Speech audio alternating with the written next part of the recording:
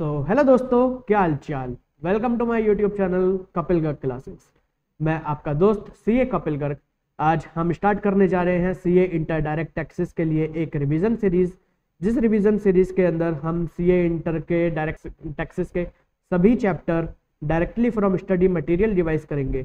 And इस revision को हम इतना इन डेप्थ करेंगे कि आप ये रिवाइज करने के साथ ही साथ आपके एमसीक्यू के लिए भी आप रेडी हो जाएंगे।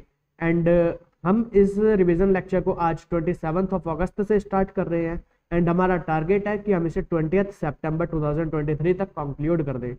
इसके अंदर हम आपको ऑल्टरनेट डेज पर एक रिविजनरी वीडियो देंगे जो कि अप्रॉक्स समवेयर अराउंड शाम को 6 to 8 के बीच में आपको अपलोड हो जाएगी यूट्यूब चैनल पे हमारे। So please stay connected with us and आप हमारे यूट्यूब चैनल को सब्सक्राइब कर लीजिए सो दैट कि आपको सभी नोटिफिकेशंस मिलती रहे। एंड आज हम अपने first chapter that is basic concepts of taxes के साथ हम आज स्टार्ट करेंगे। So please let's dive into the subject with me. Thank you. Yes, तो हमारा आज का फर्स्ट लेक्चर जो हम स्टार्ट कर रहे हैं तो ये है हमारा डायरेक्ट टैक्सेस का first chapter which is basic concepts. मैं डायरेक्टली आपको स्टडी मटेरियल से ही सब कुछ पढ़ाऊंगा। मैं अपने यहाँ पे कोई नोट्स वगैरह नहीं अभी, जिससे कि आपको भी ये पता रहे कि हाँ हम अपनी सारी कवरेज कर रहे हैं। तो बेसिक कंसेप्ट के अंदर हमारे 4 यहाँ पे पार्ट्स हैं। तो सबसे पहले हमें पढ़ना है components of income tax law, then what are the steps for computation of total income and tax liability, then what are the important definitions and basis of charge and rates of taxes. तो इसके अंदर हम सबसे पहले component of income tax law, तो यहाँ पे word use करा गया है इनकम टैक्स लॉ। हम यहाँ पे इनकम टैक्स लॉ पढ़ेंगे पूरा। तो इनकम टैक्स लॉ के कंपोनेंट्स क्या क्या हैं? सबसे पहले income tax act 1961, income tax rules, finance act, circulars and notifications issued by CBDT and central government from time to time, and legal decisions passed by the Honorable High Court and Honorable Apex Court। तो ये हमारे components of income tax laws हैं। तो जब हम इन सबकी in depth and holistic की स्टडी करते हैं तो उसे ही हम बोलते हैं कि हमने इनकम टैक्स लॉ की स्टडी करी है। केवल इनकम टैक्स एक्ट को पढ़ना ही सफिशिएंट नहीं है, हमें ये सारी चीज़ें पढ़नी होती हैं साथ। एंड हमारा अगला कंसेप्ट है इसके अंदर steps for computation of total income. तो कंप्यूटेशन ऑफ टोटल इनकम के लिए हमारे कुछ स्टेप्स हैं जो मतलब हमें पहले अपनी टोटल इनकम कंप्यूट करनी होती है टैक्स लायबिलिटी के लिए। तो टोटल इनकम कंप्यूट करने के लिए इनकम टैक्स एक्ट के अंदर कुछ स्टेप्स दिए गए हैं, तो हमें स्टेप्स बाय स्टेप्स अपनी टैक्स लायबिलिटी तक जाना होता है। तो उसके लिए सबसे पहले हमें डिटरमाइन करना होता है रेजिडेंशियल स्टेटस। सो रेजिडेंशियल स्टेटस क्या होता है? तो like individual, HUF, AOP, BOY, company, partnership, firm, ये जितने भी सब कुछ होते हैं तो हमें सबका पहले रेजिडेंशियल स्टेटस डिटरमाइन करना होता है कि वेदर दे आर रेजिडेंट और दे आर नॉन रेजिडेंट। अगर वो रेजिडेंट होते हैं तो उनका स्कोप ऑफ इनकम अलग होता है, अगर वो नॉन रेजिडेंट होते हैं तो उनका स्कोप ऑफ इनकम अलग होता है। एंड ये पर्टिकुलरली हम इन डेप्थ रिवाइज करेंगे अपने नेक्स्ट चैप्टर में which is residential status and scope of total income. ठीक, हमारा सेकंड फिर आता है ये classification of income under different heads. तो इनकम टैक्स एक्ट के अंदर हमारे पास 5 हेड्स हैं, that is income from salary, income from house property, income from profit and gain from business and profession, income from capital gain and income from other sources. तो ये 5 heads को हमें in depth revise study करना है हमें। And फिर उस particular head के अंदर हम किस टाइप से हमें इनकम कंप्यूट करनी होती है हेड वाइज, वो सब कुछ हम पर्टिकुलर चैप्टर्स के अंदर जाकर पढ़ेंगे। तो जो ICAI के स्टडी मटेरियल के मॉड्यूल नंबर 2 के अंदर 5 चैप्टर्स हैं वो सब हेड्स के ऊपर डेडिकेटेड है, वो हम वहाँ पे पढ़ेंगे। तो अभी के लिए मैं केवल आपको इतना बताता हूँ कि हमें क्लासीफाई करना होता है इनकम को डिफरेंट हेड्स में एंड देन हमें इनकम कंप्यूट करनी होती है इन ईच हेड। ये सब कुछ हो जाने के बाद फिर हमारे पास कुछ प्रोविजंस आते हैं क्लबिंग के। तो क्लबिंग का मतलब यहाँ पर क्या होता है कि फॉर एग्जांपल कि किसी की अगर इनकम ज़्यादा होती है तो वो अपनी इनकम को रूट कर देता है टू हिज और हर स्पाउस और टू हिज और हर चिल्ड्रंस। तो ऐसे में गवर्नमेंट बोलती है कि जो आपने ये अपनी इनकम रूट कर दिया है आपके स्पाउस को या आपके चिल्ड्रंस को, तो इट इज़ इलीगल। तो उसके लिए वो क्या करते हैं, इसे इनकम को वापस से जिस बंदे की वो एक्चुअल इनकम होती है उसमें वापस से लाकर क्लब कर देते हैं। तो ये क्लबिंग के हम कंसेप्ट पढ़ेंगे, ये भी मॉड्यूल 3 के अंदर इन डेप्थ में एक अलग से चैप्टर बनाया हुआ है, उसके अंदर पढ़ेंगे हम।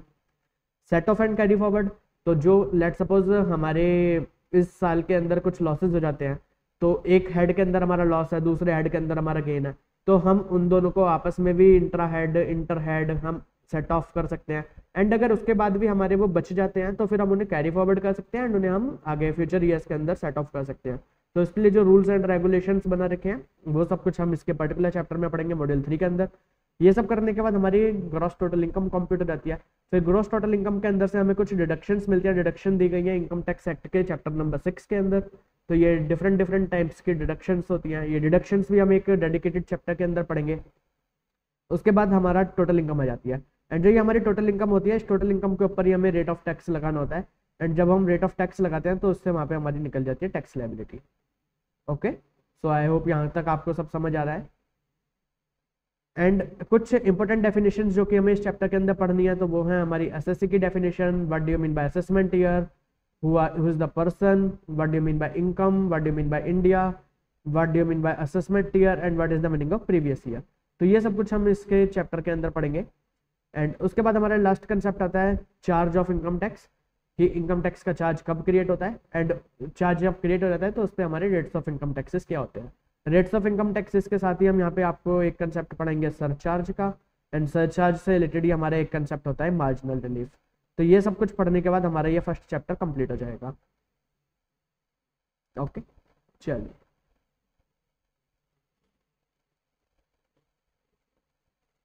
तो अब ये हमारा, जैसे यहाँ पे इन्होंने basic what is the meaning of tax, तो ये मैं अभी रिवीजन क्लासेस के अंदर ये तो मैं आपको नहीं पढ़ाऊंगा, आपको पता है डायरेक्ट टैक्सेस क्या होते हैं, इनडायरेक्ट टैक्सेस क्या होते हैं,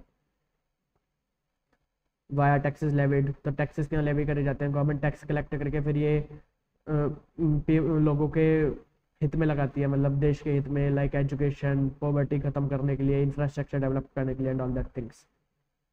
अब ये यहाँ से हम स्टार्ट करते हैं पावर टू लेवी टैक्सेस। अब टैक्सेस लेवी करने के लिए पावर कहाँ से आती है, तो कॉन्स्टिट्यूशन ऑफ इंडिया के आर्टिकल नंबर 265 के अंदर लिखा है, no tax shall be levied or collected except by authority of law. तो इसका मतलब क्या है कि जब तक आपके कोई अथॉरिटी नहीं मिलती बाय लॉ, तो कोई भी टैक्सेस कलेक्ट या लेवी नहीं करे जा सकते। तो अब हमें पहले अथॉरिटी चाहिए ये टैक्स कलेक्ट करने के लिए, तो उसके लिए कॉन्स्टिट्यूशन ऑफ इंडिया के 7th शेड्यूल के आर्टिकल नंबर 246 के अंदर 3 लिस्ट बनाई गई हैं, that is union list, state list and concurrent list. Union list के अंदर वो मैटर्स यहाँ पे डिफाइन करे गए हैं जिसके ऊपर केवल पार्लियामेंट लॉ बना सकती है। स्टेट लिस्ट के अंदर वो मैटर्स डिफाइन करे गए हैं जिसके लिए स्टेट लेजिस्लेचर लॉ बना सकता है, एंड कंकरेंट लिस्ट के अंदर parliament as well as state legislature दोनों मिलकर लॉ बना सकते हैं। तो अब ये जो हमारा इनकम टैक्स एक्ट है, ये हमारा गवर्न होता है entry number 82 of 7th schedule के आइटम नंबर 1 से, यानी कि यूनियन लिस्ट का पार्ट है। तो जो इनकम टैक्स होता है वो केवल और केवल सेंट्रल गवर्नमेंट कलेक्ट कर सकती है, स्टेट गवर्नमेंट के पास अलग से कोई पावर नहीं होती इनकम टैक्स कलेक्ट करने के लिए। But parliament taxes on agriculture नहीं लगा सकते, टैक्सेस ऑन एग्रीकल्चर लगाने के लिए जो पावर है वो स्टेट गवर्नमेंट के पास है। ओके, तो अभी हमारा overview of income tax law. अब इसमें हमारे कंपोनेंट्स क्या होते हैं इनकम टैक्स के, तो जैसा कि अभी मैंने आपको ऊपर 5 कंपोनेंट्स बताए थे, अब हम उन्हें इन डेप्थ स्टडी करेंगे। तो फर्स्ट हमारा आता है इनकम टैक्स एक्ट।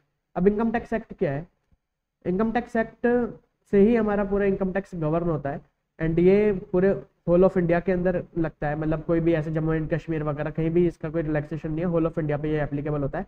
एंड ये आया था 1 अप्रैल 1962 से। Okay, and it contains section 1 to 298, इसके अंदर 298 सेक्शंस हैं एंड 14 शेड्यूल्स हैं। अब यहाँ पे सेक्शंस के अंदर हमारे वेरियस, फिर नीचे सेक्शन के अंदर आता है sub section, clause, sub clause. तो ये क्या होता है, तो there is a difference between sub section and clause. Sub section क्या होता है, when the each part is related with other and all subsections taken together completes the concept propounded in that section। कहने का मतलब simple language में कि अगर मान लीजिए आपका एक सेक्शन है, फॉर एग्जांपल सेक्शन 15, एंड उसके अंदर फिर 1 2 3 ऐसे करके सब सेक्शन दिए गए हैं, तो इन्हें हम सब सेक्शन बोलते हैं अगर ये इससे इंटरलिंक है, कि जो सेक्शन 15 बात करता है उससे रिलेटेड ही बात सेक्शन 1 सब सेक्शन 1 to 3 करते हैं, तो इन्हें बोलते हैं हम sub section. But if there is no interlinking, every section is independent, then we will call it clause। तो फॉर एग्जांपल जैसे हमारा सेक्शन 2 होता है, तो ये 2 सेक्शन नंबर 2 हमारा डेफिनेशन की बात करता है। तो अब अगर सेक्शन नंबर 2 के क्लॉज के कोई भी डेफिनेशन होती है, लाइक इसके सब सेक्शन 1 के अंदर, 2 के अंदर, 3 के अंदर, तो ये सब सब सेक्शन नहीं बोलते, क्योंकि ये इससे कुछ लिंक नहीं करता, ये सब अपने आप में इंडिपेंडेंट होते हैं, तो इसलिए इन्हें यहाँ पे बोलते हैं हम क्लॉज। तो जब भी आप ये पढ़ेंगे, लेट सपोज आपको कहीं पे ऐसा लिखा मिले, तो आप इसे 2 सबसेक्शन 1 नहीं पढ़ेंगे, आप इसे पढ़ेंगे सेक्शन 2 क्लॉज 1। एंड अगर आपको वहीं पे कहीं इंटरलिंकिंग वाले मिलते हैं, तो लाइक 15(1), तो आप उसे पढ़ेंगे सेक्शन 15 सबसेक्शन 1। ठीक है, एंड इसका यहाँ पे एक एग्जांपल भी दिया गया है, वही सेक्शन 2 का एग्जांपल दिया है, सेक्शन 10 का एग्जांपल दिया है, जिसके अंदर हम एग्जाम्प्ट इनकम की बातें करते हैं। फिर उसके बाद हमारा नेक्स्ट प्रोविजन आता है प्रोवाइजोज एंड एक्सप्लेनेशन। इसके बीच में क्या डिफरेंस होता है? तो प्रोवाइजो क्या होता है? प्रोवाइजो हमें बताते हैं एक्सेप्शन टू सेक्शन, यानी कि पूरा एक सेक्शन का प्रोविजन बता दिया एंड फिर वो प्रोविजन कब अप्लाई नहीं होता उसके लिए कुछ एक्सेप्शन है, तो वो हमें प्रोवाइजो के अंदर बताया जाता है। एंड एक्सप्लेनेशन के अंदर क्या होता है? एक्सप्लेनेशन हमें क्लैरिफिकेशन देता है कि जो आप सेक्शन पढ़ रहे हो उसके अंदर मान लीजिए कोई एम्बिग्विटी है, तो उसको क्लियर करने के लिए जो एक लाइन ऐड करी जाती है उस लाइन को बोलते हैं एक्सप्लेनेशन। तो इसका एग्जांपल यहाँ पर दिया गया है कि like section 80 GGB and 80 GGC provides for deduction from gross total income in respect of contribution made by companies and other person to political parties and electoral trust. तो ये तो आपका सेक्शन प्रोविजन हो गया कि 80 जीजीबी एंड 80 जीजीसी के अंदर आपको डिडक्शन मिलती है कि अगर आप इलेक्टोरल ट्रस्ट और पॉलिटिकल पार्टी को कोई आप मतलब डोनेशन वगैरह देते हैं तो आपको इसकी डिडक्शन मिलती है यहाँ पे। बट फिर उसके अंदर एक प्रोवाइजो ऐड करा गया कि आपको डिडक्शन नहीं मिलेगी अगर आप इन्हें डोनेशन देते हैं इन कैश, तो आपको डिडक्शन नहीं मिलेगी। तो ये इस सेक्शन का एक्सेप्शन हो गया, तो इसे बोलते हैं हम प्रोवाइजो। एंड यहाँ पे फिर इन्होंने बताया कि पॉलिटिकल पार्टी कैसे बोलेंगे, तो उसके लिए इन्होंने यहाँ पे एक एक्सप्लेनेशन डाल दी लॉ मेकर्स ने, तो जिसके अंदर डिफाइन करा गया कि पॉलिटिकल पार्टी का मतलब क्या है। ठीक है, तो ये आपको क्लियर हो गया। अब ये हमारा सेकंड कंपोनेंट आता है फाइनेंस एक्ट। फाइनेंस एक्ट क्या होता है? तो फाइनेंस मिनिस्टर ऑफ इंडिया जो अभी मिसेस श्रीमती निर्मला सीतारमन जी है, तो वो 1 फेब को आकर फाइनेंस बिल को प्रेजेंट कर दिया before the both houses of parliament, that is Rajya Sabha and Lok Sabha.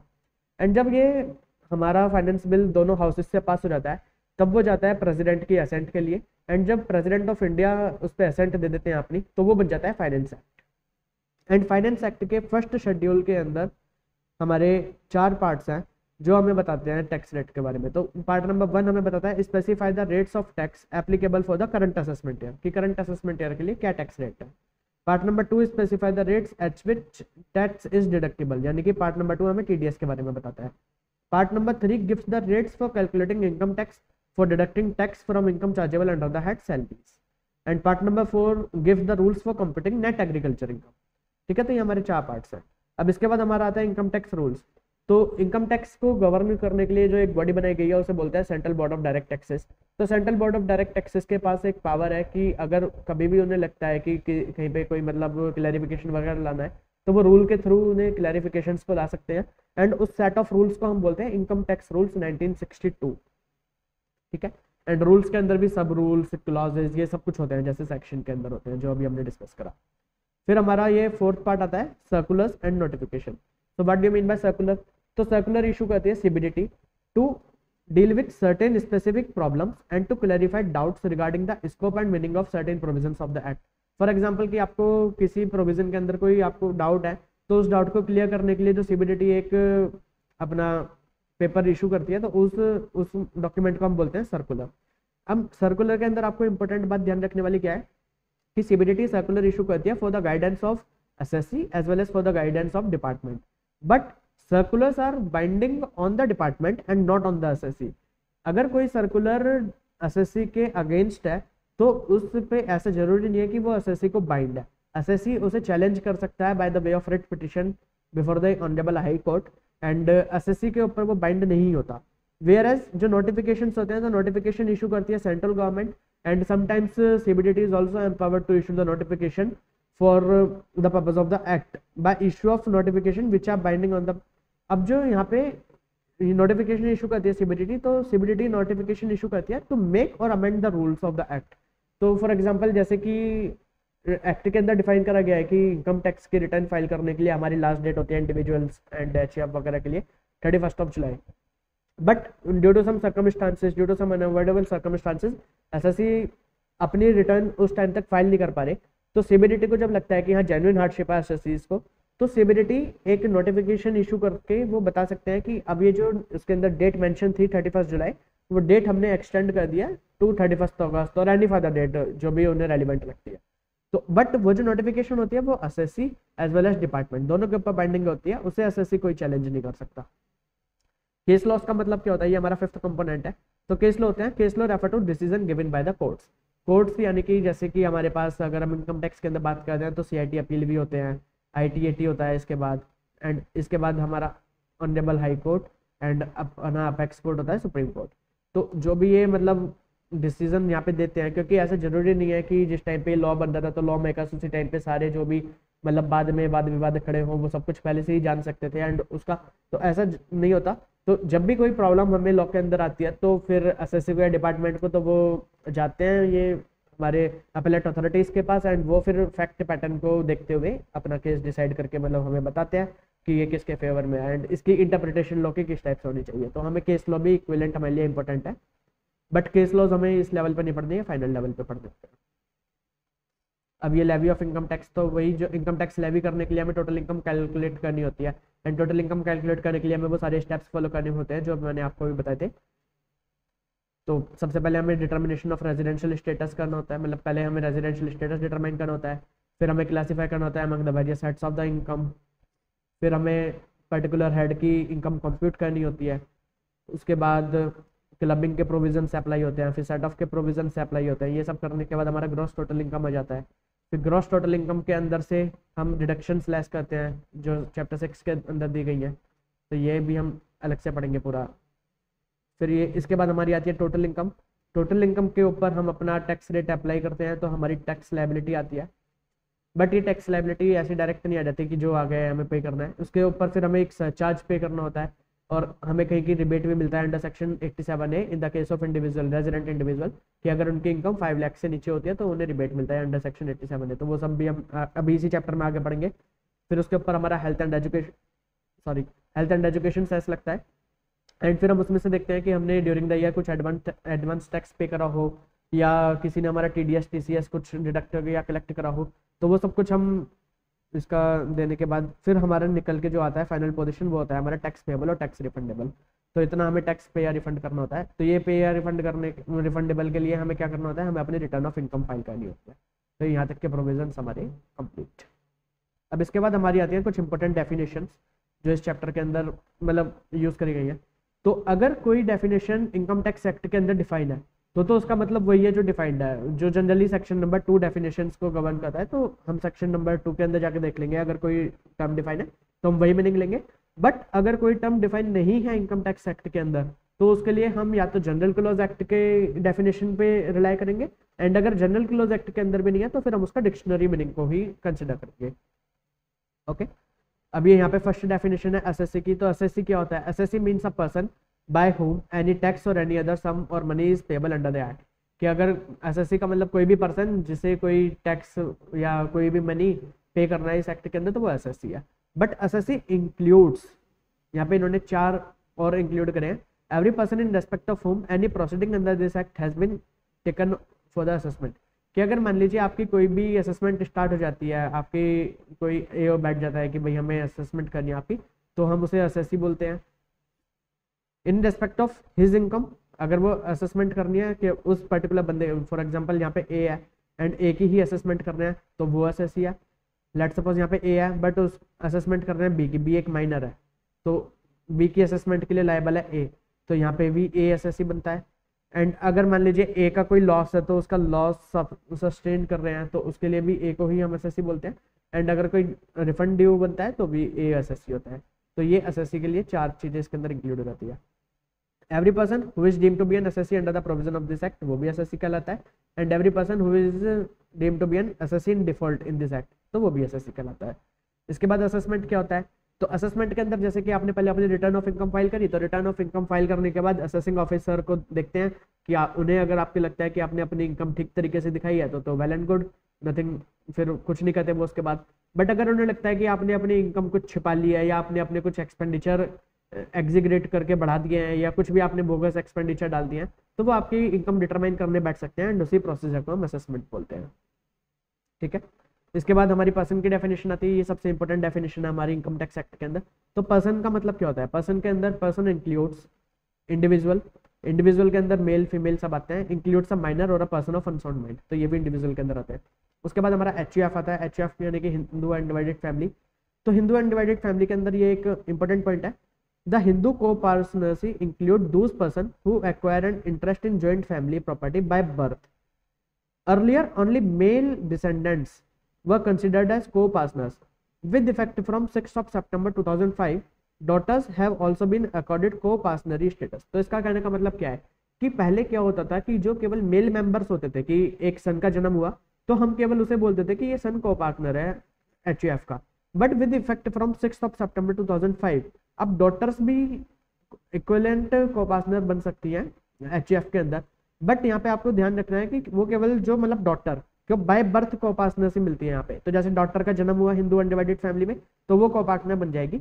But female members होती हैं HUF की, लाइक डॉटर इन लॉ या वाइफ, तो इन्हें को पार्टनरशिप का राइट नहीं मिलता क्योंकि ये बाय बर्थ HUF की पार्ट नहीं होती। Okay, so let's move forward. इसके बाद हमारे दो स्कूल्स आते हैं, ये हिंदू लॉ के अंदर दो स्कूल्स होते हैं, दयाभागा एंड मिताक्षरा। तो इन दोनों स्कूल्स के अंदर क्या डिफरेंस है? दयाभागा स्कूल हमारा प्रिवेलेंट है वेस्ट बंगाल एंड असम के अंदर, एंड बाकी पूरे इंडिया के अंदर हमारा मिताक्षरा स्कूल चलता है। तो दयाभागा स्कूल क्या बोलता है कि जब तक फैमिली का हेड जिंदा है तब तक किसी और को कोई भी राइट या share in the property of HUF नहीं मिलता। Whereas on the other hand Mitakshara school बोलता है कि जैसे ही किसी का जन्म हो जाता है, लाइक सन और डॉटर जिसका भी जन्म हो जाता है, तो बाय बर्थ ही उन्हें राइट एंड शेयर मिल जाता है in the property of HUF। इसके बाद हमारे पर्सन की डेफिनेशन के अंदर थर्ड है हमारा कंपनी। तो कंपनी दो टाइप्स की होती है, एक होती है हमारी डोमेस्टिक कंपनी एंड एक होती है हमारी फॉरेन कंपनी। तो पहले हम अगर फॉरेन कंपनी को पढ़ें तो फॉरेन कंपनी की डेफिनेशन के अंदर क्या लिखा है वो सिंपल है, a company which is not a domestic company is a foreign company. तो जो कंपनी डोमेस्टिक नहीं है वो फॉरेन है। एंड अब डोमेस्टिक कंपनी क्या होती है? डोमेस्टिक कंपनी होने के लिए या तो वो इंडियन कंपनी हो तो हम उसे डोमेस्टिक कंपनी बोलते हैं, या तो फिर company which has made arrangement for declaring and paying dividend within India out of the income chargeable to tax in India. अगर कोई कंपनी अरेंजमेंट वगैरह बनाकर रखती है to declare the dividend in India out of the income chargeable to tax in India तो फिर हम उसे डोमेस्टिक कंपनी बोलते हैं। इसके बाद हमारा फोर्थ कंपोनेंट होता है पर्सन का फर्म। फर्म कहने का मतलब यहाँ पे वही partnership firm as defined under partnership act and limited liability partnership firms LLP firms. तो इन दोनों को मिलाकर हम फर्म बोलते हैं। इसके बाद हमारा AOP आता है। तो AOP when persons combine together for promotion of joint enterprise they are assessable as an AOP। अब इसके अंदर जो पर्सन्स होते हैं तो वो पर्सन इंडिविजुअल्स भी हो सकते हैं, वो कंपनी भी हो सकती है, वो HUF भी हो सकते हैं, वो फर्म भी हो सकता है, वो कुछ भी हो सकता है, तो इसे बोलते हैं हम AOP। वेयरएज अगर एक ग्रुप ऑफ इंडिविजुअल्स आता है केवल कि उसके अंदर कोई और नहीं, केवल इंडिविजुअल्स, तो हम उसे बोलते हैं बॉडी ऑफ इंडिविजुअल्स BOI। तो ये भी हमारे पास उनकी डेफिनेशन के अंदर आता है। And section 231 further explain that an association of person, body of individual और अ लोकल अथॉरिटी और an artificial juridical person shall be treated as a person whether or not it was formed with the object of driving income। तो अगर मान लीजिए not for profit purpose से भी बनते हैं तब भी हम इन्हें पर्सन की डेफिनेशन के अंदर कवर करेंगे और ये इनकम टैक्स के अंदर पर्सन की डेफिनेशन में आएंगे। What is the difference between AOP and BOI? जैसे मैंने आपको बताया कि BOI के अंदर केवल इंडिविजुअल्स होते हैं बट AOP के अंदर बाकी अदर पर्सन भी उसके मेंबर बन सकते हैं। फिर इसके बाद हमारी एक होती है लोकल अथॉरिटी, जो पर्सन होती है like municipal committee, district board, commissioners, other authority legally entitled to entrusted by government with the control of management of a municipal or local fund। And last में ही हमारा एक रेजिडियरी क्लॉज होता है artificial juridical person, तो जो कहीं cover नहीं होता उसे यहाँ पे कवर कर लेते हैं। इसके बाद इनकम की डेफिनेशन। तो इनकम क्या होता है? तो इनकम की डेफिनेशन के अंदर लिखा है income includes, so it is a inclusive definition, exhaustive definition नहीं है। तो इसके अंदर कुछ भी मतलब इंक्लूड कर सकते हैं। एंड अभी के लिए उन्होंने कुछ इसके अंदर ये डाले गए हैं सब क्लॉजेस, तो like profit and gain income है, डिविडेंड इनकम है। तो ये आप एक बार केवल रीडिंग लगा के छोड़ देना, इसकी कोई सच मतलब एग्जाम पर्सपेक्टिव से कुछ नहीं आता। ये हम रेलिवेंट चैप्टर्स के अंदर जब जाएंगे like salary, PGBP, capital gain, तो उसके अंदर मैं आपको सब पढ़ाऊंगा। ये voluntary contribution, value of any perquisite जो सैलरी के अंदर पढ़ेंगे हम, ये स्पेशल अलाउंस सैलरी के अंदर पढ़ेंगे। द वैल्यू ऑफ, हाँ ये एक आप पॉइंट पढ़ लीजिए, the value of any benefit or perquisite whether convertible into money or not obtained from a company either by director, या तो डायरेक्टर को मिलता है, or a person who has a substantial interest in the company, or by the relative of the director or the person who has a substantial interest in the company, तो वो भी income के अंदर include रहता है। फिर PGBP जो हम सेक्शन 28 के अंदर पढ़ेंगे, कैपिटल गेन सेक्शन 45, तो ये सब आप केवल एक बार रीडिंग लगा देना, winning from lottery and all that, ये सब कुछ इनकम का पार्ट होता है। ठीक है, अब इसके बाद concept of income under the income tax act. तो इनकम के लिए रेगुलर रिसिप्ट ही होना जरूरी है या कैजुअल रिसिप्ट? जैसे एक बार मान लीजिए कोई रिसिप्ट आई तो वो भी हमारी इनकम है। तो इनकम टैक्स एक्ट बोलता है कि आपकी कैजुअल रिसिप्ट हो या कोई भी रिसिप्ट हो, वो सब आपकी जो है इनकम है for tax purpose. Casual receipts which do not arise regularly are also treated as income for tax purpose. ठीक है, for example winning from lotteries, crossword puzzle etcetera. अब यहाँ पे सेकंड कंसेप्ट हमारा आता है revenue receipt vis capital receipt. तो income tax act mainly तो हमारा जो लगता है वो लगता है रेवेन्यू रिसिप्ट के ऊपर, बट अगर अलग से इनकम टैक्स एक्ट के अंदर कहीं डिफाइन है कि कैपिटल रिसिप्ट भी टैक्सेबल होंगे, like in the case of capital gain chapter, तो फिर वहाँ पे कैपिटल रिसिप्ट के ऊपर भी टैक्स लगता है। नेट रिसिप्ट विज़ ग्रॉस रिसिप्ट, तो नेट रिसिप्ट करने का मतलब होता है कि जो आपकी इनकम है उसमें से आपके जो भी खर्चे थे उस इनकम को करने के लिए, तो उसके बाद नेट रिसिप्ट। ग्रॉस रिसिप्ट का मतलब होता है जो आपके बिना एक्सपेंडिचर माइनस करे। तो टैक्स कौन से रिसिप्ट पे लगता है? टैक्स लगता है नेट रिसिप्ट के ऊपर। तो मतलब जो आपकी इनकम है उसमें से जो भी आपके रेलिवेंट एक्सपेंडिचर्स हैं एडमिसिबल, तो वो सब कुछ निकालने के बाद जो आपकी नेट इनकम आती है उसके ऊपर आपका टैक्स लगता है। इसके बाद due basis versus receipt basis. तो आपकी इनकम किस टाइप से टैक्स होती है? इनकम इज टैक्सेबल इधर ऑन ड्यू बेसिस और रिसिप्ट बेसिस, वो किसी भी बेसिस पे टैक्स हो सकती है। For computing income under the head PGBP and income from other sources, तो जो भी एसएससी अपने अकाउंटिंग के अंदर रूल फॉलो करता है whether it is cash basis और मर्केंटाइल बेसिस, उसी बेसिस पे इनकम टैक्स होती है। Where is there are some cases जहाँ पे केवल रिसिप्ट बेसिस पे ही इनकम टैक्स होती है, like income by way of interest received on compensation और एनहांस्ड कंपनसेशन। ये हम कैपिटल गेन के चैप्टर के अंदर पढ़ेंगे कि क्या होता है कंपनसेशन और एनहांस्ड कंपनसेशन। तो ये जब जब मिलता है तब तब केवल टैक्स होता है, ऐसा नहीं कि अगर ड्यू हो गया तो टैक्स कर देंगे, नो। अब ये concept of revenue receipt and capital receipt, ये क्या होता है? रेवेन्यू रिसिप्ट क्या होता है? कैपिटल रिसिप्ट क्या होता है? तो जैसे कि मैंने आपको बताया कि एक्ट के अंदर लिखा है कि केवल इनकम के ऊपर टैक्स लगता है, कैपिटल के ऊपर नहीं, तो इसलिए हमें जानना जरूरी है कि क्या हमारा कैपिटल रिसिप्ट है एंड क्या हमारा रेवेन्यू रिसिप्ट है। Certain capital receipts which have been specifically included in the definition of income are compensation for modification of or termination of services। तो ये एक इन्होंने अलग से इनकम की डेफिनेशन के अंदर ऐड करा हुआ है, स्पेसिफिकली कंपनसेशन फॉर मॉडिफिकेशन और termination of service and income by way of capital gains. तो इन दोनों के ये इवन ये कैपिटल नेचर के हैं बट स्टिल इन पे टैक्स लगता है क्योंकि ये स्पेसिफिकली डिफाइंड है। अब ये क्राइटेरिया क्या है कि रिसिप्ट कैपिटल है और रेवेन्यू है, तो ये जानने के लिए तो वो फिक्स कैपिटल है या सर्कुलेटिंग कैपिटल है। अगर कोई इनकम फिक्स कैपिटल से आती है तो वो हमारी कैपिटल रिसिप्ट होती है, बट अगर सर्कुलेटिंग, फिक्स करने का मतलब लाइक हमारा furniture plant and all that, तो ये हमारे फिक्स कैपिटल होती है, तो इससे जो आती है वो हमारी कैपिटल रिसिप्ट होती है। बट अगर जो सर्कुलेटिंग कैपिटल्स आती है फॉर एग्जांपल लाइक हमारा स्टॉक इन ट्रेड और कुछ भी मतलब जो हम जनरली बिजनेस पार्लेंस में यूज करते हैं, तो वो हमारी रेवेन्यू रिसिप्ट होती है। इसके बाद income from transfer of capital asset और ट्रेडिंग एसेट। तो अगर लाइक हम अपने बिजनेस के एसेट्स को बेच देते हैं, हमने अपनी फर्नीचर बेच दिया तो वो हमारी कैपिटल एसेट बेच दिया, तो वो हमारी कैपिटल रिसिप्ट होती है। एंड ट्रेडिंग एसेट कहने का मतलब कि जो हम अपनी ट्रेडिंग एसेट्स, हमारा स्टॉक है फॉर एग्जांपल कि एक कन्फेक्शनरी की दुकान है, तो कन्फेक्शनरी की दुकान के अंदर जो भी उनके चिप्स कुरकुरे वगैरह रखे हैं तो वो सब उनके ट्रेडिंग एसेट है, तो वो बेचने से जो रिसिप्ट आती है वो हमारी रेवेन्यू रिसिप्ट होती है। अब इसके लिए कुछ टेस्ट अप्लाई करते हैं ये। तो transaction entered into course of business, अगर बिजनेस ही उनका ये काम करने का है, फॉर एग्जांपल अब जैसे मान लीजिए फर्नीचर है, तो फर्नीचर आपको देखने से लगेगा कि आपका कैपिटल नेचर का है, बट अगर कोई फर्नीचर का डीलर है, उसका काम ही फर्नीचर खरीदना और बेचना है, तो उसके लिए वो रेवेन्यू रिसिप्ट है, फर्नीचर बेचने से जो रिसिप्ट आएगी। Profit arising from sale of shares and securities, अब अगर कोई इन्वेस्टर है जो कि शेयर्स एंड सिक्योरिटीज परचेज करता है फॉर इन्वेस्टमेंट पर्पस, एंड अगर वो उन्हें बेचता है तो वो उसकी कैपिटल रिसिप्ट होती है which is taxable under the head capital gain. But अगर कोई ट्रेडर है जिसका काम है शेयर्स को खरीदना एंड रेट बढ़ते हुए उन्हें बेच देना, तो हम उसे बोलते हैं वो उसका बिजनेस है, वो स्पेकुलेटिव बिजनेस से बोला जाता है, तो ये टैक्स होता है हमारा एज अ बिजनेस। बट जो FII होते हैं फॉरेनर इंस्टीट्यूशनल इन्वेस्टर, तो वो चाहे शेयर्स को ट्रेडिंग के लिए भी यूज करें, बट तब भी हम उन्हें कैपिटल गेन ही बोलते हैं, कैपिटल एसेट ही बोलते हैं, एंड उनका जो भी टैक्स होता है वो कैपिटल गेन चैप्टर के अंदर ही लगता है। सिंगल ट्रांजैक्शन है या मल्टीपल ट्रांजैक्शन है, तो इससे कोई मैटर नहीं करता कि अगर मान लीजिए आपने कभी एक बहुत बड़ा लॉट कोई खरीद के बेच दिया, आपने बहुत सारे कपड़े मंगवा लिए कहीं से एंड आपने उन्हें केवल एक ही बार खरीदा और एक ही बार में बेच दिया, तो आप ये नहीं कि वो आपका बिजनेस नहीं है, उसे भी हम एडवेंचर और in the course of business मान लेंगे, एंड उसे भी यहाँ पे टैक्स करा जाएगा उसकी इनकम को भी एज अ PGBP।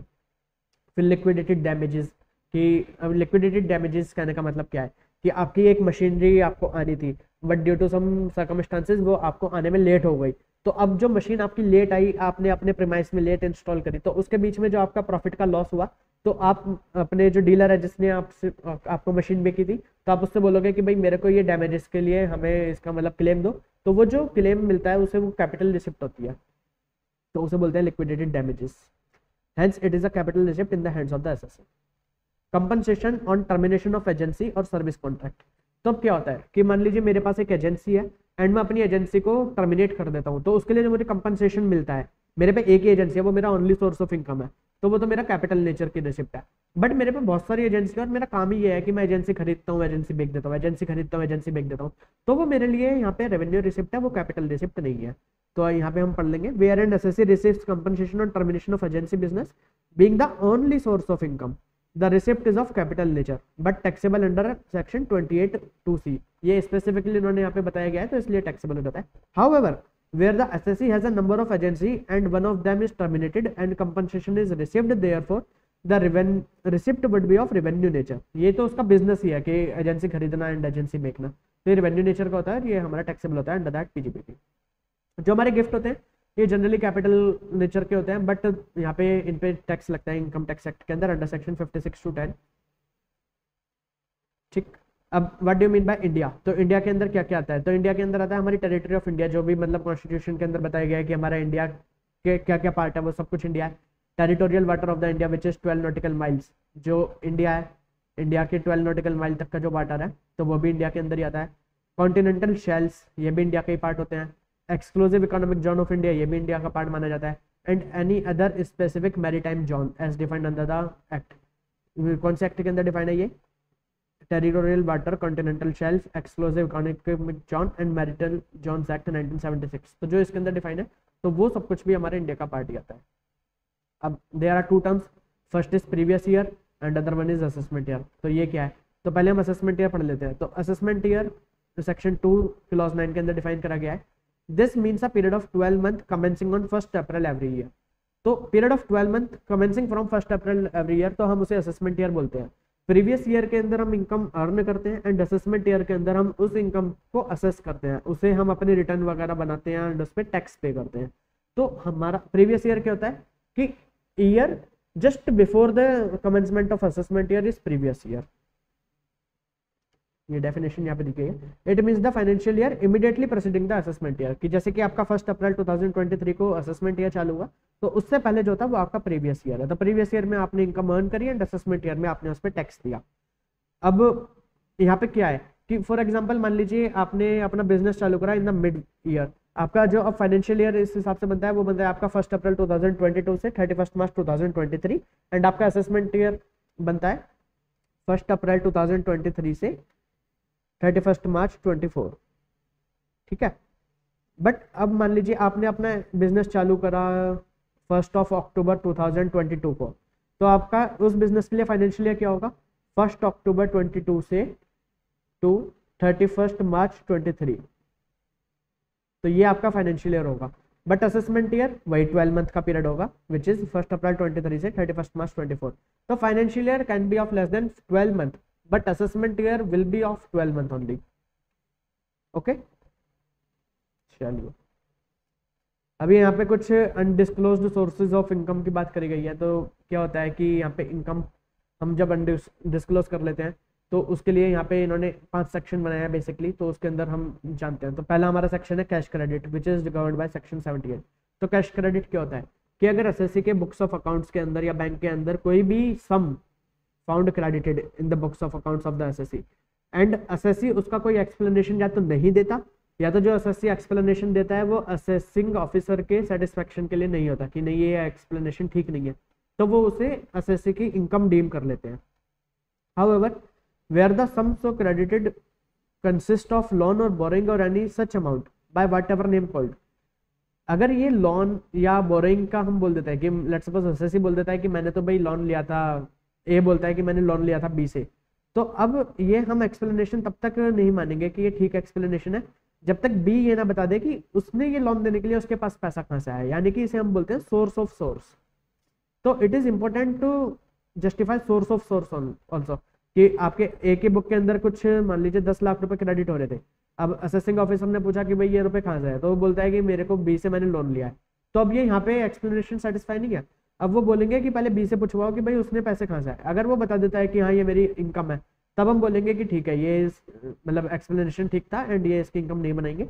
बट अगर ये भी मान लीजिए कोई एक ऐसा बंदा है जिसकी 10 लाख रुपए टोटल इनकम नहीं है, वो 10 लाख रुपए का लोन दे रहा है, वो मतलब अपना सोर्स ऑफ सोर्स प्रूव नहीं कर पा रहा, तो फिर इस केस में ये इसकी इनकम बन जाती है 10 लाख रुपए एंड ये एक्सप्लेनेशन सेटिस्फैक्टरी एक्सप्लेनेशन नहीं मानी जाती। Further any explanation offered by a closely held company, तो यहाँ पे वर्ड नोट करने का है क्लोजली हेल्ड कंपनी। तो अगर कोई क्लोजली हेल्ड कंपनी के पास share application money, share capital या शेयर प्रीमियम, अब मान लीजिए एक कंपनी है, ए कंपनी है, क्लोजली हेल्ड कंपनी है, एंड इसके पास 10 लाख रुपए कहीं से आए, एंड इससे पूछा गया कि भाई ये रुपए आपके कहाँ से आए, तो वो बोलता है कि मेरे को mister A, mister B, mister C ने ये शेयर एप्लीकेशन मनी दिया है। तो ये हम तब तक सेटिस्फैक्टरी नहीं मानेंगे जब तक कि ये ए, बी और सी अपना सोर्स ऑफ सोर्स नहीं बता दें कि इन्होंने ये पैसा देने के लिए ये कहाँ से पैसा लाए थे। ठीक है, तो ये दो सोर्स ऑफ सोर्स के इसके अंदर रूल आते हैं। अब अनएक्सप्लेन्ड इन्वेस्टमेंट, ये सेक्शन 69 के अंदर है।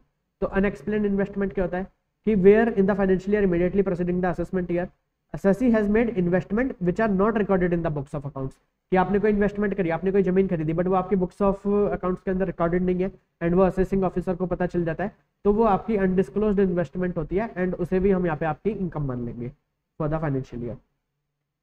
फिर आता है आपका अनएक्सप्लेन्ड मनी, कि आपके पास मान लीजिए कोई मनी है, कोई कैश पड़ा है आपके पास, कोई बुलियन, ज्वेलरी, कुछ आपके पास है बट आपके वो बुक्स ऑफ अकाउंट का पार्ट नहीं है, तो वो सब आपकी अनएक्सप्लेन्ड मनी है, एंड उसे भी असेसिंग ऑफिसर, जब तक आप अपना एक्सप्लेनेशन नहीं देते या एक्सप्लेनेशन आपका सेटिस्फैक्टरी नहीं होता उसके सोर्स वगैरह को लेकर, तो वो उसे आपकी इनकम बना दी जाती है। अब ये amount of investment not fully disclosed, तो मान लीजिए आपने एक लैंड खरीदी, एंड लैंड का आपने खरीदी वो 10 लाख रुपए की, बट आपने बुक्स में रिकॉर्ड करी हुई है 2 लाख रुपए की, तो आपने फुल्ली डिस्क्लोज नहीं करी, तो जो ये बीच का गैप है आपका 8 लाख रुपए, तो ये भी जब तक आप इसका प्रॉपर कोई एक्सप्लेनेशन नहीं देते तो ये आपके 8 लाख रुपए आपके इनकम के अंदर ऐड कर दिया जाएगा। ठीक, नेक्स्ट आता है हमारा सेक्शन 9C, अनएक्सप्लेन्ड एक्सपेंडिचर। अब मान लीजिए आपने कहीं पे अपना एक्सपेंस दिखा दिया कि मैंने बिजनेस के लिए एक्सपेंस करे थे 10 लाख रुपए के, बट आप वो जस्टिफाई नहीं कर रहे कि पहली बात तो ये करने के लिए पैसा कहाँ से आया, दूसरी बात ये एक्सपेंडिचर करने के लिए जरूरत क्या थी। तो जब तक ये आप जस्टिफाई नहीं करते, एक्सप्लेनेशन सेटिस्फैक्टरी नहीं होता, तो ये अनएक्सप्लेन्ड एक्सपेंडिचर जो आपने क्लेम करे हैं तो ये सब भी आपके इनकम का पार्ट बना दिए जाएंगे। तो मैं ये आपको रीड नहीं करवा रहा, ये आप एक बार खुद अपना रीड कर लेना, मैंने आपको केवल ये समझा दिया है। Amount borrowed or repaid on हुंडी, तो हुंडी पहले चलता था ये 100-200 साल पहले, तो उसमें क्या होता था कि हुंडी गिरवी रखवा कर उसके बदले हम कुछ लोन ले लेते थे। तो अगर आपने ऐसे कुछ ऑन हुंडी आपने लोन लिया है या आपने उसकी रिपेमेंट करी है अदर देन बाय अकाउंट पे चेक, तो फिर वो जो भी आपका लोन लिया होता है या आपने रिपे करा होता है तो वो आपका इनकम बन जाता है। Shall be deemed to be the income of the person borrowing or repaying for the previous year in which the amount was borrowed or repaid as the case may be. ठीक है, अब ये जो section 115BB, ये जो अभी हमने 5 section पढ़े, 68, 69A, 69B, 69C, 69D, तो इन सब पे जो टैक्स लगता है उसके लिए टैक्स रेट डिफाइन करे गए हैं अंडर सेक्शन 115BE। तो ये हम अभी पढ़ेंगे कि इसके अंदर ये लगाते हैं 60% का टैक्स रेट प्लस 25% का सरचार्ज प्लस 4% का हेल्थ एंड एजुकेशन सेस, तो ये समवेयर लाइक 78% आपका ये इफेक्टिवली बैठता है। ठीक है, ओके। अभी हमारा नेक्स्ट कंसेप्ट आता है certain cases when income of a previous year will be assessed in the previous year itself. तो जनरल रूल क्या है हमारा इनकम टैक्स के अंदर कि आप प्रीवियस ईयर के अंदर इनकम अर्न करते हैं एंड असेसमेंट ईयर के ऊपर वो आपकी असेस होती है एंड असेसमेंट ईयर में आपको टैक्स देना होता है। बट यहाँ पे कुछ एक्सेप्शन है कि जहाँ पे आपने प्रीवियस ईयर के अंदर इनकम अर्न कर रहे हैं और आपको प्रीवियस ईयर के अंदर ही वो टैक्स देना होगा। तो वो कौन कौन सी एक्सेप्शन हैं, तो 5 एक्सेप्शन है इसके अंदर। तो first one is shipping business of non resident, तो यानी कि अगर कोई नॉन रेजिडेंट का शिप का बिजनेस है, नॉन रेजिडेंट शिप का बिजनेस करने का मतलब if a ship belonging to or chartered by a non resident, तो हम उसे बोलते हैं shipping business of non resident.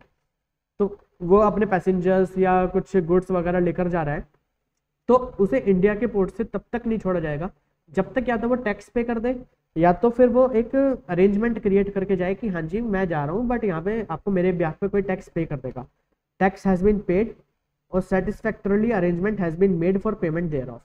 ठीक है, तो अगर ऐसा नहीं करते तो मतलब उसे शिप पोर्ट छोड़ने से पहले ही उससे बोलते हैं कि लाइए भैया आप पहले अपना टैक्स दे जाइए, उसके बाद ही आप पोर्ट से जाइए यहाँ से। तो ये यहाँ पे एक एक्सेप्शन आ गया। अब इसमें इनकम क्या मानी जाती है, इसमें इनकम मानी जाती है 7.5% ऑफ द फ्रेट पेड और पेएबल टू द ओनर या कोई भी पर्सन उसके बिहाफ पे वेदर इन इंडिया और आउटसाइड इंडिया। तो जो भी मान लीजिए आपने 100 रुपये पे करे अपने शिप के ऑनर को या उसके बिहाफ पे किसी और पर्सन को, तो उसमें से 7.5% यानी कि 7.5 रुपये मान लिया जाएगा कि वो आपकी इनकम है एंड उस पर आपको पहले टैक्स देना पड़ेगा या तो आपको सेटिस्फैक्टरली अरेंजमेंट करा कर देने पड़ेंगे, तभी आपको पोर्ट से निकलने दिया जाएगा। पर्सन लिविंग इंडिया, अगर असेसिंग ऑफिसर को कोई पर्सन लगता है कि भाई ये इंडिया से जा रहा है एंड इसकी इंटेंशन नहीं है वापस इंडिया आने की, अब ये इंडिया हमेशा छोड़कर जा रहा है, तो वो बीच में ही उससे बोल देंगे कि भैया आप इंडिया से जा तो रहे हैं, आप पहले अपना टैक्स ड्यूज वगैरह सब क्लियर कर जाइए आज तक के, उसके बाद ही वो उसे जाने देगा। तो यहाँ पे असेसिंग ऑफिसर को पहले सेटिस्फाई करना होता है कि मतलब वो इंडिया जा रहा है एंड अब वो दोबारा वापस कभी नहीं आएगा। AOP BOI artificial juridical person formed for a particular event और पर्पस।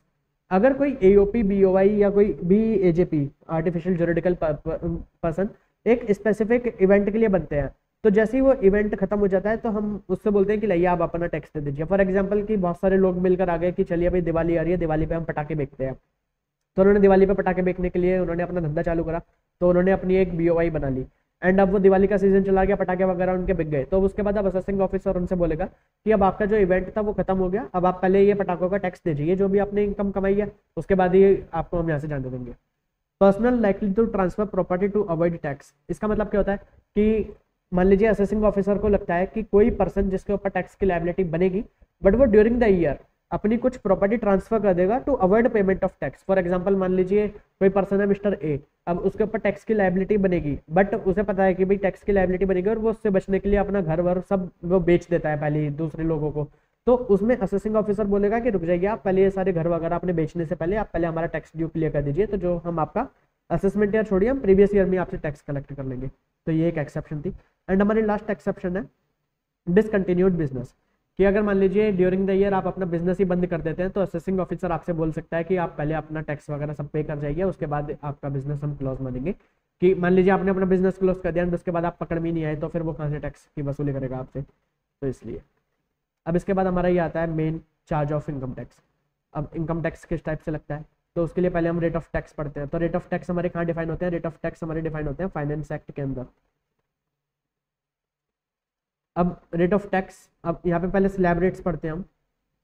तो स्लैब रेट्स एप्लीकेबल फॉर रिवाइड 2023-24, तो individual, HUF, AOP, BOI, artificial juridical person, तो इन सब पे क्या टैक्स रेट एप्लीकेबल होते हैं। तो फर्स्ट 2.5 लाख तक निल, 2.5 लाख से 5 लाख तक 5%, 5 लाख से 10 लाख तक 20% एंड अबव 10 लाख 30%। तो ये आपके टैक्स रेट्स हैं, ठीक है। तो यहाँ पे इन्होंने मतलब सिंपली प्रेजेंट करने के लिए ऐसे लिखा हुआ है कि 2.5 लाख से 5 लाख तक 5%, 5 लाख से 10 लाख तक 12,500 प्लस 20%।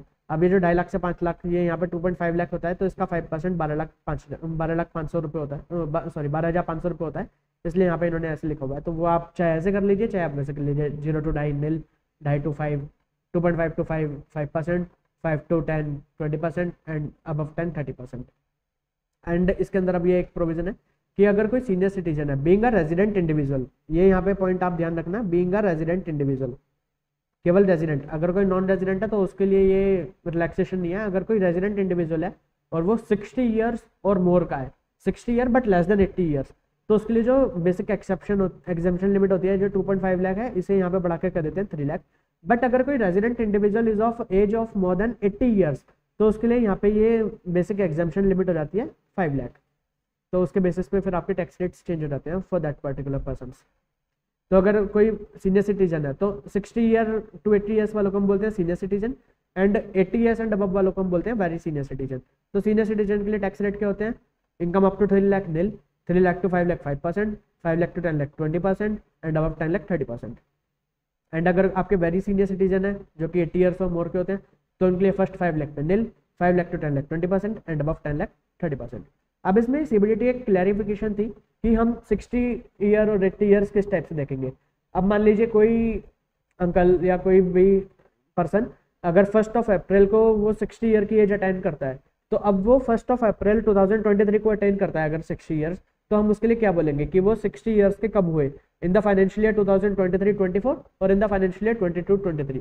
तो इसके लिए सीबीडीटी ने सर्कुलर से ये क्लैरिफाई करा है कि अगर कोई पर्सन 1 अप्रैल 2023 को एज अटेंड करता है 60 और 80 की एज द केस में भी, तो हम उससे प्रीसीडिंग डे यानी कि 31 मार्च को हम ये मान लेंगे कि वो 60 ईयर्स के कंप्लीट हो गए थे, यानी कि हम फाइनेंशियल ईयर 22-23 के लिए उन्हें 60 ईयर्स और 80 ईयर्स एज द केस में भी हम उन्हें मानेंगे।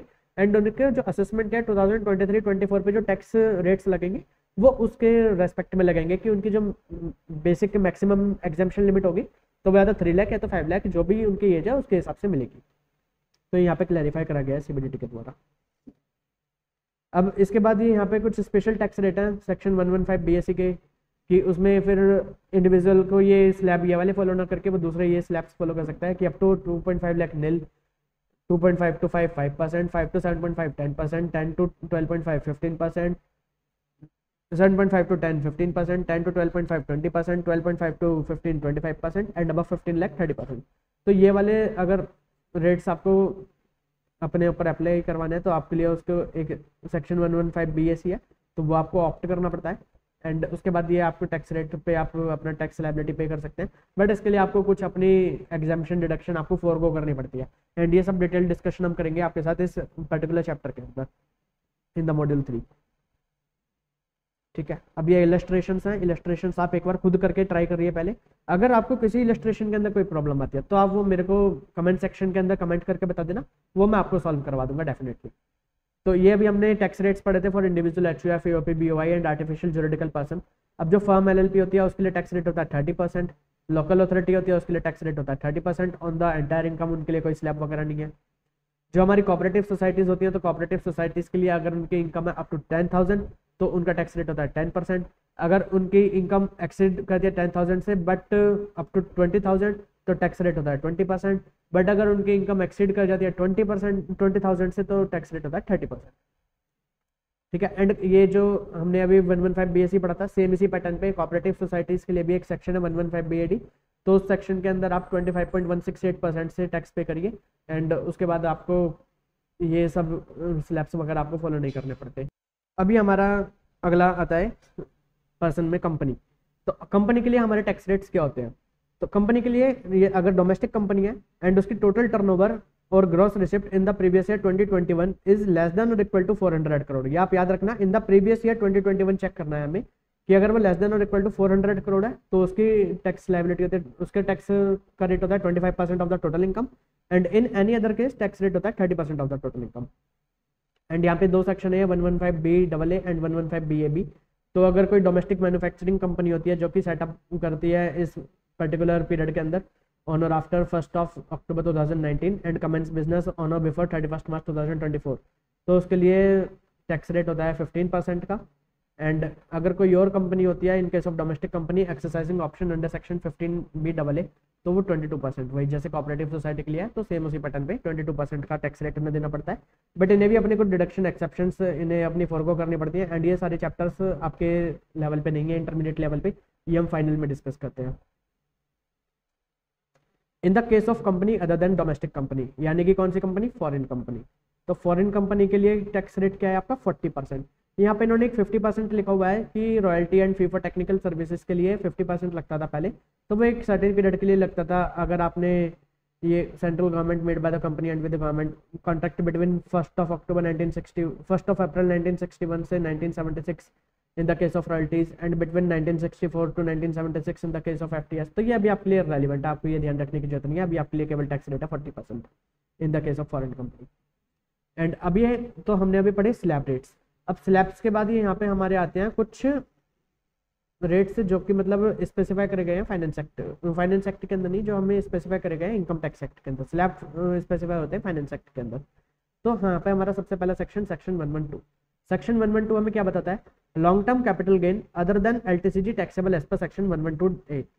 तो मतलब अगर हम इसे सिंपल लैंग्वेज में बोलें तो ये केवल LTCG होता है एंड सेक्शन 112 के अंदर होता है LTCG STT पेड। ये मैं आपको अभी डिफाइन करेंगे, अभी मैं आपको मतलब क्रिस्प में डिफाइन कर दूंगा, इसकी हम बेसिक डिटेल्स मतलब इसकी इन डेप्थ हम डिटेल्स करेंगे in the chapter of capital gain. तो इस पे हमारा टैक्स रेट होता है 20%। अगर हमारा 112A सेक्शन के अंदर जो टैक्स रेट होता है तो वो होता है LTCG on the transfer of equity share in a company, unit of an equity oriented fund and unit of a business trust. तो उसके ऊपर ये हमारे होता है LTCG पेड वाले। तो इसकी कंडीशंस होती है कि LTCG must have been paid and in the case of capital asset of equity share in the company LTCG has to be paid at the time of acquisition as well as at the time of transfer and in the case of unit of equity oriented fund or unit of business trust STT has to be paid only at the time of transfer. ठीक है, तो हम इसे अभी simple के लिए केवल LTCG STT paid बोलेंगे। इसकी मैं आपको इन डेप्थ रिवीजन करवाऊंगा कैपिटल गेन के चैप्टर में। तो उस पर हमारा टैक्स होता है 10% एंड वो भी इसमें 1 लाख रुपीज़ तक तो आपका एग्जाम्प्ट होता है, उस पर आपका कोई टैक्स ही नहीं होता। कि मान लीजिए आपने अगर 1.5 लाख रुपीज़ का ये इनकम अर्न करी है तो 1 लाख पे आपका कोई टैक्स नहीं है, केवल 0.5 लाख पे आपको 10% के हिसाब से टैक्स देना है। ओके, हमारा नेक्स्ट सेक्शन है 111A। 111A जैसे अभी हमने पढ़ा था LTCG STT पेड, सेम वैसे ही ये STCG STT पेड है। तो इसके अंदर भी वही हमारी 3 यूनिट्स हैं, equity shares in a company, unit of equity oriented fund and unit of business trust. And इसमें भी हमारा ट्रांजेक्शन टैक्स पे होना चाहिए, एंड तब इस पर टैक्स जाता है हमारा 15% का। और इसके अंदर वो कोई एग्जाम्पशन नहीं है कि 1 लाख 2 लाख रुपए तक की, इसमें अगर आपका 1000 रुपये का भी टैक्स है तो उस पर भी आपको 15% के हिसाब से टैक्स देना होता है। फिर ये नेक्स्ट सेक्शन है हमारा 115BB। तो 115BB के अंदर winning from lotteries, crossword puzzle, race including horse races, card game and other game and gambling. तो इन सब पे जो ये हम इसे बोलते हैं, ये हमारी कैजुअल इनकम होती है सारी। तो इस पे कैजुअल इनकम पे 30% का टैक्स रेट होता है। एंड ये 115BEE, सॉरी 115BBE जो हमने अभी वहाँ पे पढ़ा था 68, 69A, 69B, 69C, 69D। तो उस पर जो भी हमारी वो इनकम होती है डीम्ड इनकम, तो उस पर टैक्स जाता है हमारा 60% का। एंड ये फर्दर इनहांस हो जाता है by 25% of surcharge and 4% of health and education cess. तो ये हमारा इफेक्टिव टैक्स रेट बनता है 78%। एंड इसके बाद भी यहाँ पे रुकते नहीं है इनकम टैक्स डिपार्टमेंट वाले, उसके बाद वो इस पे पेनल्टी और लगाते हैं, वो अलग है। तो अगर आपने कोई भी अपनी इनकम इस टाइप से छुपाते हैं तो छुपाने का कोई फायदा नहीं है, क्योंकि वो इनकम के बराबर का आपसे सब टैक्स निकाल लेंगे। इससे अच्छा तो आप टैक्स ही पे कर दो 20-30% जो भी आप जिस स्लैब में आते हैं। एंड इसके लिए आपको कोई भी बेसिक एग्जाम्पशन की लिमिट जो 2.5 लाख, 3 लाख, 5 लाख जैसे भी थी वो आपको कुछ नहीं मिलता, एंड आप इसे कोई सेट ऑफ कैरी फॉरवर्ड नहीं कर सकते। अभी हमारा आता है सरचार्ज। अब ये सरचार्ज क्या होता है? सरचार्ज लगता है अमीर लोगों पे। अमीर लोग कहने का मतलब जिनकी इनकम 50 लाख रुपए से ऊपर होती है, for in the case of individual. In the case of individual HUF AOP other than AOP consisting of only companies as member, BOI and artificial juridical person। तो इनके लिए सरचार्ज का रेट क्या है? Where the total income including, अब ये ना 4 तरीके की स्पेशल इनकम होती है हमारी, डिविडेंड, LTCG STT वाला यानी कि 111A, STCG STT पेड वाला यानी कि 111A, एंड LTCG सिंपल वाला यानी कि 112। ये 3 जो हमारी इनकम होती है, सॉरी 4 जो हमारी इनकम होती है, तो इनके लिए गवर्नमेंट ने बोला है, मतलब हमारे एक्ट के अंदर लिखा गया है कि इन पे 15% से ज़्यादा का सरचार्ज नहीं लगेगा इन एनी केस। कि अगर अभी आप जैसे पढ़ेंगे कि इंडिविजुअल की अगर इनकम 2 करोड़ रुपए से ज़्यादा होती है अप टू 5 करोड़, तो उस पर 25% के रेट से सरचार्ज लगता है। And if income is more than 5 crore then 37% के रेट से सरचार्ज लगता है। बट इन 4 इनकम, ये चाहे आपकी 10 करोड़ भी है, आपका इन पे जो सरचार्ज का रेट है वो 15% से ज़्यादा नहीं होगा। ठीक है, तो अगर आपकी इनकम, ये सारी इनकम वगैरह इंक्लूड करने के बाद ग्रेटर देन 50 लाख है बट लेस देन और इक्वल टू 1 CR है, तो आपका चार्ज रेट होता है आपका 10%। where the total income including dividend income and capital gain chargeable under 111A, 111A, 112, 112A आपका वो greater than 1 crore but up to 2 crore, तो आपका सरचार्ज का रेट है 15%। अगर आपकी इनकम, इन सारी इनकम्स को हटाकर, ये जो मैंने 4 स्पेशल इनकम बताई है, इन 4 इनकम को हटाकर आपकी इनकम एक्सीड कर दिया 2 करोड़ से बट अप टू 5 करोड़, तो आपका टैक्स, अगर आपकी इनकम इन चारों इनकम को हटाकर मोर देन 5 करोड़ होती है तो आपका सरचार्ज का रेट होता है 37%। एंड इन चारों इनकम पे, जैसे मैंने आपको बताया, इन चारों इनकम के ऊपर आपका 15% से ऊपर का सरचार्ज नहीं लग सकता। ये 15%, नॉट एक्सीडिंग 15%। ठीक है जी। And in the case of an AOP consisting of only companies as member, तो उसके लिए कुछ इन्होंने यहाँ पे बेनिफिट दिया है कि अगर आपकी इनकम 50 लाख से 1 CR तक है तो आप पे 10% का सरचार्ज, एंड अगर आपकी इनकम मोर देन 1 CR है तो आप पे 15% का सरचार्ज। तो जो 25% एंड 37% वाली रेंज थी वो यहाँ पे एप्लीकेबल नहीं होती, तो केवल 15% तक का ही आपको सरचार्ज लगता है। फिर हमारा कंसेप्ट आता है मार्जिनल रिलीफ का। अभी मार्जिनल रिलीफ का मतलब क्या होता है? The purpose of marginal relief is to ensure that the increase in amount of tax payable including surcharge due to increase in total income of an assessee beyond the prescribed limit of surcharge should not exceed the amount of increase in total income। अभी generally क्या होता था कि मान लीजिए आपकी income 51 lakh है, तो आपको 50 लाख तक तो कोई सरचार्ज नहीं देना होता, बट आपकी इनकम होगी अभी 51 लाख, तो यहाँ पे आपको टैक्स देना है प्लस सरचार्ज भी देना है। तो यहाँ पे जो आपकी टैक्स प्लस सरचार्ज की लायबिलिटी बन जाती थी, आपकी यहाँ पे इनकम बढ़ी है केवल 1 लाख से, बट जो आपकी ये लायबिलिटी बढ़ जाएगी ना, वो आपकी बढ़ जाएगी 1 लाख से भी ज़्यादा से। तो इसलिए मार्जिनल रिलीफ होता है, वो बोलता है कि आपकी जो इनकम बढ़ी है तो आपका टैक्स लायबिलिटी, इनकम लायबिलिटी जो आपकी इनकम बढ़ी है उससे ज़्यादा नहीं हो सकती इन एनी केस। तो ये जनरली जैसे 50 लाख के बाद 51 लाख पे हमें चेक करना होता है, या जैसे हमारा अगला सरचार्ज का रेट आता है 1 CR पे, तो अगर मान लीजिए हमें 1 करोड़ 1 लाख रुपए कमाते हैं तो वहाँ पे चेक करना होता है। तो इन सर्कमस्टांसेस में हमें मार्जिनल रिलीफ मिलता है। तो मार्जिनल रिलीफ निकालने के लिए हमारे 4 स्टेप्स हैं। तो स्टेप नंबर 1 क्या है, compute income tax payable on the total income and add surcharge at the rate of 10%, 15%, 25%, 37% as the case में भी। अगर आपकी 50 लाख की इनकम थी तो उसके हिसाब से 10%, 1 करोड़ पे आप चेक कर रहे हो तो आपका सरचार्ज 15%, अगर 2 करोड़ पे चेक कर रहे हैं तो 25%, अगर 5 करोड़ पे चेक कर रहे हैं तो 37%। तो जो भी आपका रेट है उसके हिसाब से आप वो रेट वगैरह कंप्यूट, मतलब आप अपनी इनकम निकालिए, जो आप अपना टैक्स निकालिए जो आपकी एक्चुअल इनकम के ऊपर अब बनता है। फिर आप अपना निकालिए compute income tax payable on ₹50 lakh, 1 CR, 2 CR, 5 CR as the case में भी, आप उस पर अपना इनकम टैक्स निकालिए। फिर आपका टोटल इनकम माइनस 50 लाख, तो जैसे आपकी यहाँ पे मान लीजिए इनकम आती है आपकी 51 लाख एंड इसमें से आप माइनस कर दीजिए 50 लाख, तो आपके यहाँ पे टोटल इनकम जो एक्सीड करी वो आपकी करी 1 लाख रुपीज से, ठीक है। एंड अब इसके अंदर add the amount computed in step 2 and step 3। तो आपने जो यहाँ पे अपना इनकम टैक्स निकाला वो, एंड उसके अंदर प्लस कर दीजिए आपका जो इनकम बढ़ी, यानी कि आपका यहाँ पे इनकम टैक्स जो भी आएगा उसके अंदर लेट्स सपोज इसके अंदर आप अपना 1 लाख और ऐड कर दीजिए। तो केवल मैक्सिमम ये आपकी टैक्स लायबिलिटी हो सकती है, इससे ज़्यादा की टैक्स लायबिलिटी नहीं होगी। Step 5, income tax payable on total income along with surcharge would be the lower of amount arrived at step 1 that is A और step 4 that is B। और इन दोनों के बीच का जो डिफरेंस होता है वो आपका मार्जिनल रिलीफ होता है। ये आपको समझ आ जाएगा जब आप 1-2 क्वेश्चन सॉल्व करके देखेंगे। अभी मैं आपको एक क्वेश्चन सॉल्व करा देता हूँ। तो ये सभी वही इन्होंने अलग अलग दिखाया है कि 5 करोड़ से ज़्यादा है तो क्या है, 2 करोड़ से ज़्यादा है तो क्या है। मैं आपको एक इलस्ट्रेशन सॉल्व करवा देता हूँ। Illustration number 2, compute the tax liability of mister A aged 42। तो 42 है तो इन पे बेसिक एग्जाम्पशन लिमिट 2.5 लाख वाली लगेगी, having total income of 51 lakh, तो यानी कि 50 लाख से जस्ट क्रॉस करा इन्होंने। For the assessment year 23-24 assume that his total income comprises of salary income, income from HP, income of fixed deposit, तो यानी कि कोई अदर इनकम उनकी वो स्पेशल इनकम वाली नहीं है जो मैंने 4 इनकम आपको बताई थी। एंड इन्होंने 115 BSc के अंदर नहीं गई है। तो इस केस में इनकी पहले सबसे पहले स्टेप 1 हमारा क्या था कि जो आपकी करंट इनकम है उसके ऊपर टैक्स निकाल लीजिए इंक्लूसिव ऑफ सरचार्ज। तो 51 लाख के ऊपर पहले टैक्स निकाला, फर्स्ट 2.5 लाख, फर्स्ट 2.5 लाख पे नील, 2.5 to 5 लाख पे 12,500, 5 लाख टू 10,000 पे at the rate of 20% 1 lakh, 10 lakh to 51 lakh पे 30% के रेट से 30,000, तो ये आपका टोटल बनता है 13,42,500। एंड अब आपने इसके ऊपर सरचार्ज ऐड कर दिया eight the rate of 10%, that is 1,34,250। तो ये आपकी टैक्स लायबिलिटी बन गई 14,76,250 रुपए की, 14,76,750 रुपीज़ की टैक्स लायबिलिटी। एंड अब आपको टैक्स पेबल निकालना है कि अगर आप पे सरचार्ज एप्लीकेबल नहीं होता या सरचार्ज की आपकी पुरानी वाली लिमिट एप्लीकेबल होती है, यानी कि इस केस में हमारे 50 लाख, तो 50 लाख पे हमारा टैक्स लायबिलिटी क्या आती, तो हमारे फर्स्ट 2.5 लाख पे नील, 2.5 to 5 पे 12,500, 5 लाख टू 10 लाख पे 20% के हिसाब से 1 lakh, and then 10 lakh to 50 lakh हमारा ये आता 40 लाख पे 13 तो 12 लाख, तो 13 लाख 12,500 ये हमारी टैक्स लायबिलिटी आती। अब हमारी इनकम एक्सीड कितनी करी 50 लाख से, तो 1 लाख।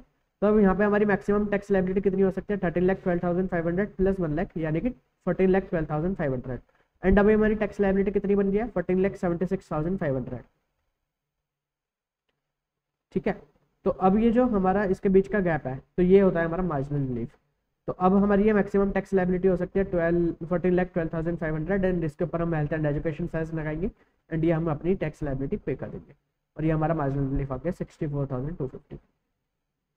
ठीक है, अब ये बाकी इलस्ट्रेशंस 1 करोड़ 2 करोड़ 5 करोड़ ऐसे अलग अलग लिमिट्स पर हैं, तो वो आप एक बार खुद से करके देख लीजिए, अगर आपसे नहीं होती तो आप मुझे बता देना।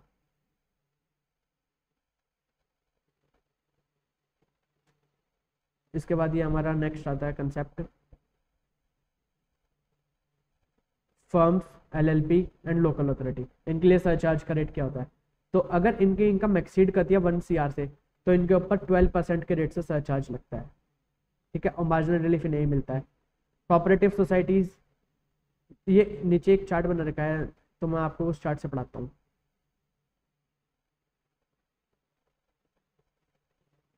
ठीक है, तो individual HUF, AOP, BOI, AJP। अब AOP के अंदर जो AOP जिनके अंदर केवल कंपनीज मेंबर होती हैं तो वो हमने अलग से पढ़ा था कि उन पे केवल 50 लाख टू 1 करोड़ पे 10% एंड अब 1 CR पे 15%, उनमें 25 एंड 37% वाला कंसेप्ट नहीं होता। तो इसमें इंडिविजुअल HUF के लिए if total income less than equal to 50 lakh nil, greater than 50 lakh but less than equal to 1 CR 10%, greater than 1 CR but less than equal to 2 CR 15%. If the total income is greater than 2 CR but less than equal to 5%, then 25%, and if the total income exceeds 5 CR, then 37%. In the case of local authority, firm or LLP, if the total income less than equal to 1 CR, then nil. And अगर if the total income greater than exceed, मतलब if the total income exceed 1 CR, then directly 12%. In the case of domestic company and cooperative societies, तो ये दोनों same provisions पे चलते हैं।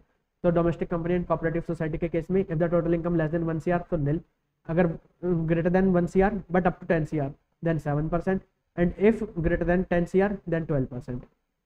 But इसके अंदर अगर ये 115 जो मैंने आपको वहाँ पे बताया था BAA, ये 115 BAA, 115 BAB और 115 BAD, अगर ये ले लेते हैं तो इसमें कोई थ्रेशोल्ड नहीं होता एंड 10% का डायरेक्ट सरचार्ज होता है in the case of cooperative society and company. तो इसके लिए ये वाले एप्लीकेबल नहीं होता surcharge rates. And in the case of foreign company, if the total income less than 1 CR तो nil, and if the total income greater than 1 CR up to 10 CR तो 2%, and if the total income greater than 10 CR then 5%। And margin relief इन सबको मिलता है। तो margin relief जैसे कि मैंने आपको इंडिविजुअल के अंदर चेक करना बताया था, तो आपको सबके अंदर चेक करना है सेम पैटर्न पे। एंड जो एक पॉइंट मैंने आपको वहाँ पे भी बताया था कि इन 4 इनकम के ऊपर 15% से ज़्यादा नहीं हो सकता। Surcharge on dividend LTCG chargeable under 112, 112A और STCG chargeable under 111A can not exceed 15%। तो ये आपको याद रखना है कि 15% से ज़्यादा नहीं हो सकता। अब यहाँ पे रिबेट आती है 12,500 तक की। तो अगर कोई भी resident individual tax payer who are in the 5% tax bracket and whose total income does not exceed 5 lakh, तो उसे 87A की रिबेट मिलती है। 87A की रिबेट कैसे मिलती है? या तो 12,500 और the tax which is actually payable by him which ever is lower, वो आपको रिबेट मिल जाती है। एंड ये एक आता है हमारा हेल्थ एंड एजुकेशन सेस। तो जो भी आपका टैक्स होता है, टैक्स के ऊपर सरचार्ज होता है, सरचार्ज लगाने के बाद आपको हेल्थ एंड एजुकेशन सेस लगाना होता है @4%। तो ये हमारा यहाँ पे चैप्टर खत्म हो जाता है। इसके बाद ये कुछ इन्होंने इलस्ट्रेशंस दी हैं, ये इलस्ट्रेशंस आप एक बार देख लीजिए एंड इसी के साथ हमारा चैप्टर फिनिश। एंड प्लीज़ आप हमें बताइए कि आपको ये रिविजनरी वीडियो कैसी लगी। एंड अगर आपको कोई भी इसके अंदर डाउट है तो प्लीज़ आप कमेंट सेक्शन के अंदर बता दीजिए, या आप मेरे को मेरे नंबर पे व्हाट्सएप करके ही बता सकते हैं 9634679382। अगर आपको कोई भी डाउट है आप मेरे से पूछ सकते हैं व्हाट्सएप के ऊपर या कमेंट सेक्शन के अंदर। आपके कोई भी फीडबैक हैं तो आप हमें दे सकते हैं हमें हमारे व्हाट्सएप नंबर के ऊपर। And please stay connected with us. हम अब आपको परसों residential status and scope of total income का रिवीजन करवाएंगे। तो वो भी एक ऐसे ही रिवीजन होगा हमारी, मतलब मैक्सिमम 30 मिनट्स टू 1 आवर का रिवीजन लेक्चर होगा। तो उसके अंदर मैं आपको सारे कंसेप्ट समझाऊंगा। एंड अभी मैं कोशिश करूंगा कि आपको मैं ये सारे इलस्ट्रेशंस एंड टेक्सचर नॉलेज भी अगर सॉल्व करवा कर दे पाऊँ यूट्यूब के ऊपर, तो मैं पूरी कोशिश करूंगा एंड मैं आपको दूंगा। फॉर द टाइम बिंग आप एक बार खुद से ट्राई करिए एंड आपको जिसके अंदर डाउट आता है आप वो स्पेसिफिकली मेरे को बता दीजिए in the comment section, and definitely मैं आपको वो सॉल्व करवा दूंगा विद इन अ डे और 2। And please like the video and share it with your friends and subscribe the channel and please hit the bell icon so that आपको सारी notifications time से मिलती रहे। एंड आपके exams आने वाले हैं, आप प्लीज़ बिल्कुल रेडी हो जाइए एंड अच्छी तरीके से पढ़ाई करिए, आप डेफिनेटली रॉक करेंगे एग्जाम्स के अंदर। Thank you, signing off.